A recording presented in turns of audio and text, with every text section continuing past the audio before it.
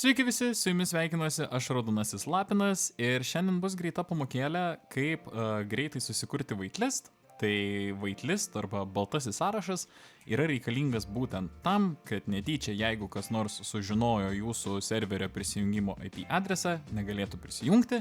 Tai kai padarysime waitlist, į serverį prisijungti galės tik tie žaidėjai, kurie bus pažymėti kaip įleidžiami. Kitaip tariant, padarom kaip ir kokią bilietų sistemą. Tas, kas turi bilietą, įeiti gali, tas, kas ne, negali.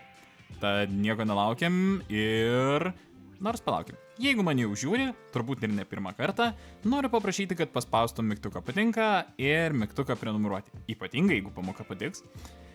O dabar jau galim keliauti į pamoką. Tad keliaujam mokytis, keliaujam. Gerai, tai šiai pamokai, labai greitai pamokai, mums prireiks mūsų valdymo pulto, tai išjungkime serverį pirmiausiai.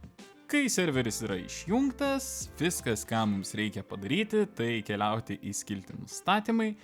Ir štai čia, kur yra whitelist eilutė, parašyti true. Išsaugojam, įjungiam serverį. Ir viskas, jūs turit whitelistą, jo čia, bet taip paprasta. Tačiau, jeigu dabar jūs bandysite jungtis į savo serverį, jūs gausite štai tokią žinutę. Nes, o kaip serveriui suprasti, kad jūs esat tam baltajam sąraše, nors jūs ir esat serverio savininkas. Tai dabar atkeliavus į Redfox Cloud valdymo pultą, konsolėje reikia įvesti tam tikrą komandą ir pridėti visus žaidėjus, kurie žais serveryje.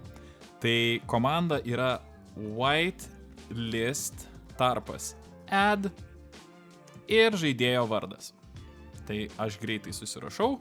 Ir kai įvedam šitą komandą, konsolėje matome, kad žaidėjas yra pridėtas į waitlist. Jeigu netyčia susipykot su draugu ir nebenorit, kad jis žaistų jūsų Minecraft'e, yra kita komanda, kuri gali pašalinti žaidėją iš waitlisto. Ir ta komanda rašosi whitelist